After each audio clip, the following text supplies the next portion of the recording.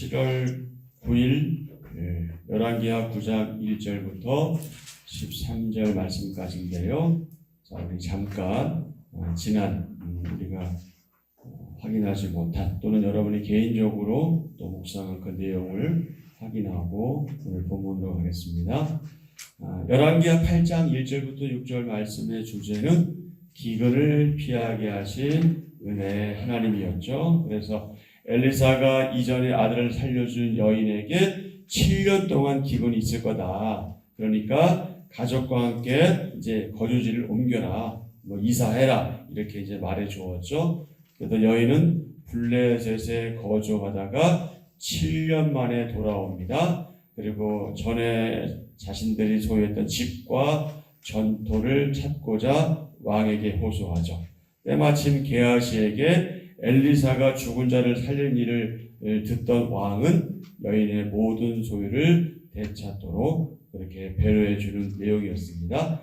그 다음에 열왕기하 8장 7절부터 15절은 하나님의 다스리심, 통치 아래 있는 열방의 왕들. 아람 왕 베나다시 병들죠. 그래서 그의 신하 하사엘을 엘리사에게 보내서 자기 병이 나을지 하나님께 묻게 하죠. 엘리사는 하사엘에게 왕이 나으리라고 전하라 그렇게 말합니다. 그리고는 하사엘을 쏘아보다가 울며 그가 왕이 되어서 이스라엘에게 어떤 악을 행할지 그것에 대해서 말해주죠. 그리고 돌아가서 베나닷에게 거짓을 고한 하사엘은 베나닷을 죽이고 왕이 되죠. 그 다음에 16절부터 29절까지 내용은 주제는 악한 길로 행하는 왕들, 언약에 신실하신 하나님. 그래서 말씀 요약은 유다왕 여호람이 아합의 딸과 결혼해서 악을 행하지만 하나님은 다윗과의 약속 때문에 유다는 멸망시키지 않으시죠. 여호람의 아들 아하시야도 아합 집안의 사위가 되어서 악을 행합니다. 아하시야는 아합의 아들 요람을 도와 아람과 싸웠는데 요람이 부상당해 이스라엘로 가자 그를 문병하러 갑니다.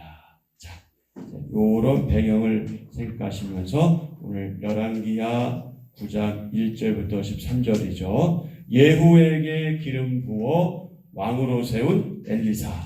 엘리사는 제자를 보내어 예후에게 기름을 붓게 하고 이스라엘의 새로운 왕이 될 것이다 하는 하나님의 말씀을 전하게 합니다. 하나님이 엘리야에게 하신 말씀을 이제 때가 되어 엘리사가 예후에게 전한 것이죠. 오므리 왕조는 이스라엘을 나름대로 부강하게 만들었지만 하나님 앞에서 행한 악한 행위로 인해서 심판을 받게 되었습니다. 그 심판자 역할을 누가 했느냐? 예후가 담당하게 된 거죠. 그리고 이 왕조의 변천이 하나님의 통치 아래 있다 하는 사실도 강조됩니다. 1절 말씀입니다. 선지자 엘리사가 선지자의 제자 중 하나를 불러 이르되 너는 허리를 동이고 이 기름병을 손에 가지고 길르앗 라못으로 가라. 거기에 이르거든 님시의 손자 여호사밧의 아들 예후를 찾아 들어가서 그의 형제 중에서 일어나게 하고 그를 데리고 골방으로 들어가 기름병을 가지고 그의 머리에 부으며 이르기를 여호와의 말씀이 내가 네게 기름을 부어 이스라엘 왕으로 삼노라 하셨느니라 하고 곧 문을 열고 도망하되 지체하지 말지니라 하니 그 청년 곧 그 선지자의 청년이 길르앗 라못으로 가니라. 그가 이르러 보니 군대 장관들이 앉아 있는지라. 소년이 이르되 장관이여 내가 당신에게 할 말이 있나이다. 예후가 이르되 우리 모든 사람 중에 누구에게 하려느냐 하니 이르되 장관이여 당신에게니이다 하는지라.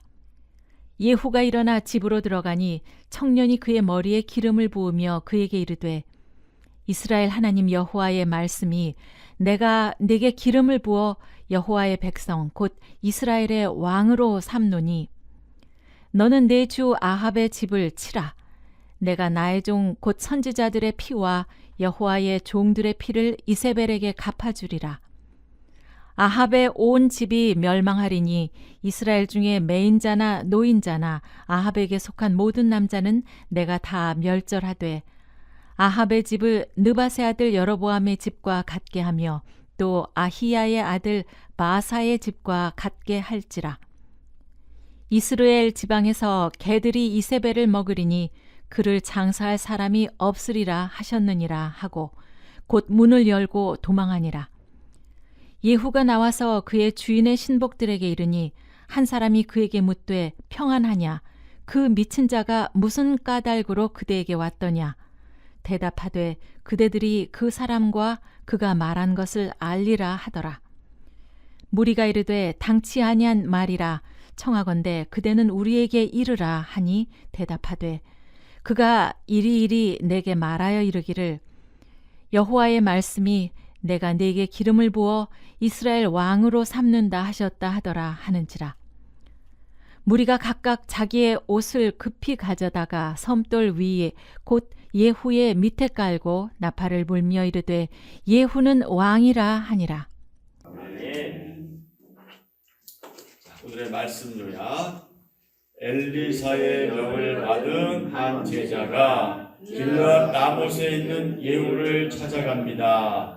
제자는 예후를 불러내 집으로 데려가서 그의 머리에 기름을 부으며 아합 집을 멸하시기 위해 하나님이 그를 북이스라엘 왕으로 세우셨다고 전합니다. 예후의 말을 전해 들은 무리가 나팔을 불며 예후는 왕이라고 외칩니다. 자, 이걸 말씀 요약이었죠. 자, 오늘도 이 본문은 두 부분으로 구분됩니다. 1절부터 5절, 6절부터 13절. 자, 1절부터 5절의 소주제는 예후, 북이스라엘의 왕으로 선택된 예후. 그 다음에 6절부터 13절은 아합 집의 심판 도구. 자, 제일 첫 줄 한번 같이 읽으시죠. 시작. 하나님은 왕을 세우기도 패하기도 하시는 주권자입니다. 아멘. 네, 하나님은 왕을 세우기도 하시고 왕을 패하기도 하시는 주권자이십니다. 예후는 누구냐? 공의의 심판을 이룰 자로 하나님이 택하신 사람이다. 예후의 이름의 뜻은 뭘까요? 예후, 여호와는 그분이시다. 그분이 여호와이시다. 이런 뜻을 가지고 있습니다. 예후, 여호와는 그분이시다 또는 그분은 여호와이시다. 예후는 nim시의 손자 여호사밧의 아들이며 북왕국 이스라엘의 10대 왕입니다. 그리고 제5대 왕조의 첫 번째 왕이죠. 하나님은 예후를 왕으로 세우시며 아합 집안을 멸절하도록 명령하셨고 예후는 이를 잘 수행해서 아합의 아들 요람, 아합의 아내 이세벨을 포함한 아합 집안 사람들은 물론 아합의 딸 아달랴가 유다왕 여호람과의 사이에 낳은 유다왕 아하시야와 그의 형제들까지도 죽입니다. 또한 바알 제사장들과 숭배자들을 모조리 죽입니다. 그런데 북이스라엘 왕국, 이스라엘의 시조 여로보암이 만든 그 금송아지는 없애지 않고 섬깁니다. 웃기지 않습니까? 바알은 없앴는데 이 금송아지는 없애지 않아요. 그 이유 가운데 하나가 뭐냐면 아합 왕조는 그러니까 오므리 왕조죠. 아합은 이제 다 무시하고 북이스라엘 정통성을 가져오는 거예요. 여로보암의 세운 그 두 신상을 계속 가져오는 거예요. 자기가 계속 그 북이스라엘의 정통성을 이어가는 것처럼. 그러니까 결국에 무슨 얘기냐면 하나님이 명령하신 대로 제대로 하지 않은 것이죠. 겉으로 볼 때는 아합의 집을 멸절한 것은 맞지만 결국 더 중요한 것은 뭐냐면 아합의 왕조를 없앤다는 것은 오므리 왕조를 없앤다는 것은 결국 우상숭배를 없애는 건데 이 여로보암이 만든 이 신상만큼은 이가 없애지 못하고 오히려 섬기는 죄에서 떠나지 않은 것을 우리가 우리가 뒤에 가서 또 확인하게 될 겁니다. 어쨌든 예후는 공의의 심판을 이룰 자로 하나님이 택하신 사람이다. 엘리사는 제자 하나를 어디로 보냅니까? 길르앗 라못으로 보내는데요. 길르앗 라못은 요단강 동편의 한 성읍입니다. 이 성읍은 갓 지파에게 할당되었고요. 여러분 잘 아시는 그 도피성 가운데 하나입니다.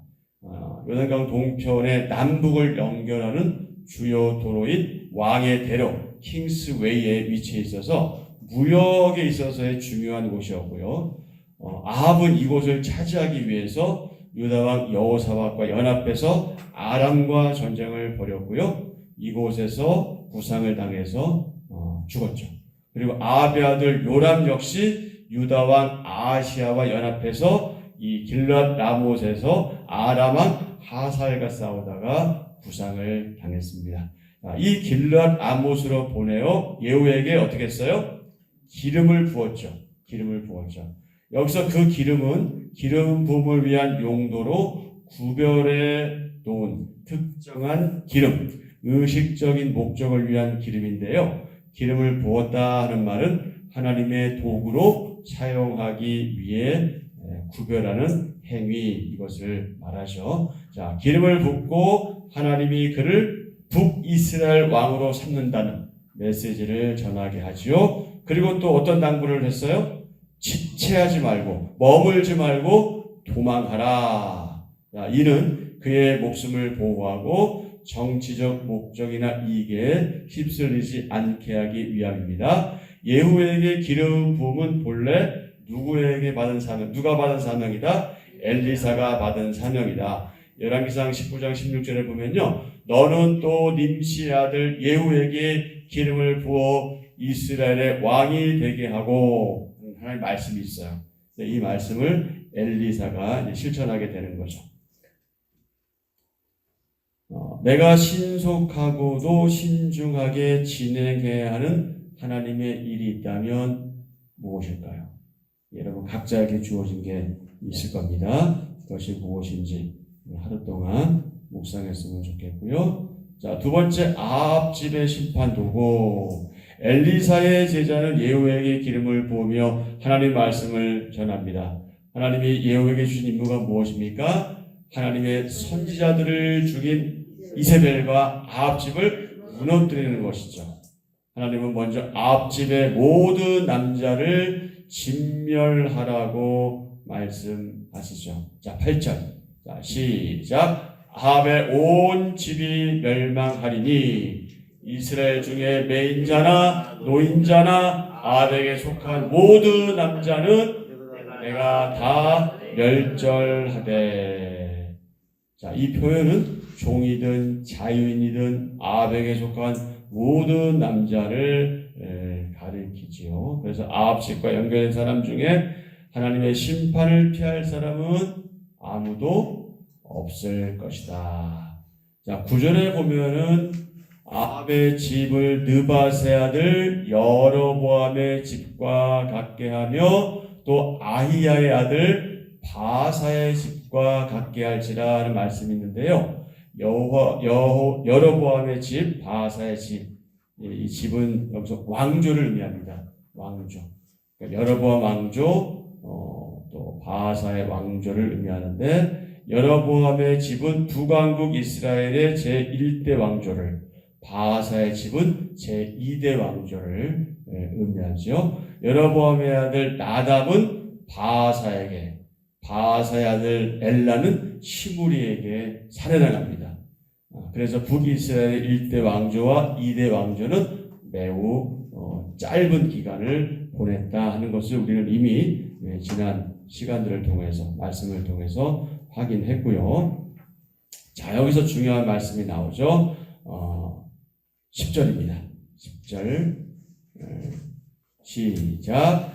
이스라엘 지방에서 개들이 이세벨을 먹으리니 그를 장사할 사람이 없으리라 하셨느니라 하고 곧 문을 열고 도망하니라. 이것은 왕상 열왕기상 21장 23절에 24절에 나오는 말씀이기도 하죠. 사람이 죽은 후에 가족 묘지에 안정되지 못하고 새나 야생 동물에게 그 시신이 훼손되는 것은 하나님의 심판으로 그렇게 이해하고 있습니다. 기름 부음을 받고 돌아온 예후가 여호람의 신하들에게 자신이 왕이 되리라는 하나님 말씀을 솔직하게 전하죠. 10절 11절에 보면은 예후가 나와서 그의 주인의 신복들에게 이르니 한 사람이 그에게 묻되 평안하냐. 그 미친 자가 그 선지자나 선지자 제자들을 미친 자로 봤던 것 같아요. 약간 정신이 없는 사람으로. 무슨 까닭으로 그들에게 왔더냐. 그러니까 그대들이 그 사람과 그가 말한 것을 알리라. 그래서 12절에 당치 아니할 말이라. 그대는 우리에게 이르라. 뭐라고 얘기해요? 이리 갖고 와봐. 내가 얘기할게. 여호와의 말씀이 내가 내게 기름을 부어 이스라엘 왕으로 삼는다 하셨다. 이렇게 얘기했어. 그랬더니 그 말을 듣고 13절 우리가 각각 자기의 옷을 급히 가져다가 성돌 위 곧 예후의 밑에 깔고 나팔을 불며 이렇게 외친 거죠. 예후는 왕이다 이렇게 한 거예요. 네. 그렇게 왕으로 이제 추대가 되고요. 아합의 아들 요람이 신하들의 신임을 잃은 거죠. 이것은 무엇을 의미합니까? 이제 하나님의 때가 되었구나. 오래 갈 것 같잖아요. 영원토록 갈 것 같았잖아요. 때가 되자 바뀌는 겁니다. 지금 정부, 지금 정치인들 마찬가지입니다. 때가 되면 하나님께서 다 물거리 하시는 거죠. 하나님의 심판이 선고되기 전에 내가 중심으로 고백하고 회개할 일은 무엇입니까? 자, 우리에게 정말 고백하고 회개할 일은 무엇인가? 또 하루 동안 묵상했으면 좋겠습니다. 엘리사는 선지자의 제자 중 하나를 보내서 예후를 이스라엘의 왕으로 세울 것을 예고하시죠. 예후는 악행이 극에 달한 아합의 집이 멸망하고 이세벨이 끔찍한 최후를 맞으리라는 예언을 듣습니다. 자, 본문에 나타난 하나님은 어떤 하나님이실까요? 하나님은 악인이라도 어떻게 하길 원하시는 분이다? 끝까지 돌아와서 회개하기를 원하시는 분이시다. 하지만 끝까지 불순종하면 어떻게 하신다? 징계하신다. 심판하신다. 하나님은 불의를 심판하시고 그분의 뜻에 맞는 왕을 세우시죠. 우리 한번 같이 하실까요? 하나님은 사람을 택하셔서 그를 통해 그분이 뜻하신 바를 어떻게 하신다? 이루신다. 성취하신다. 자, 오늘 포인트는 이겁니다. 하나님은 사람을 택하셔서 그를 통해 그분이 뜻하신 신비한 일이죠. 사람이 이해하지 못하는 일, 이런 것들을 이루신다. 자, 한 절 묵상입니다. 열왕기하 9장 7절. 너는 내 주 아합의 집을 치라. 내가 나의 종 곧 선지자들의 피와 여호와의 종들의 피를 이세벨에게 갚아주리라. 자, 그 말씀에 대한 묵상입니다. 악인의 특징은 하나님을 두려워하지 않는다는 점입니다. 예후를 통해 하나님이 그분을 두려워하지 않고 악을 행한 아합 가문을 심판하실 것입니다. 악과 회개치 않은 악인을 결코 용납하지 않으시는 것이 하나님의 속성 성품입니다. 악인은 일시적으로 형통할 수 있지만 궁극적으로 하나님 심판을 피할 수 없습니다. 경건함은 악을 싫어하고 선을 기뻐하는 것입니다. 성도는 선으로 악을 이기며 거룩하고 정결한 삶을 추구해야 합니다. 아멘. 자, 오늘의 기도 함께 드립니다. 하나님, 죄악을 심판하시는 하나님의 진노가 얼마나 엄중한지 깨닫습니다. 하나님의 때가 이르기 전에 제 생각과 삶의 뿌리가 큰 우상을 제거하고 순전한 믿음으로 서게 하소서. 제 인생을 향한 하나님의 뜻을 분명히 알아 합당하고 선한 하나님의 도구로 사용되게 하소서. 예수님의 이름으로 기도합니다. 아멘. 아멘. 자, 오늘도 본문 중심으로 또 기도하시고요. 이 나라와 정치인들을 위해서 기도하시고 또 우리 교회 하나됨과 연합, 우리 또 특별히 이제 여름 행사, 교회부의 여름 행사를 위해서 기도해 주시고요. 우리 환운을 위해서 기도해 주시고 각자 개인 기도하시고 이렇게 돌아가시면 되겠습니다.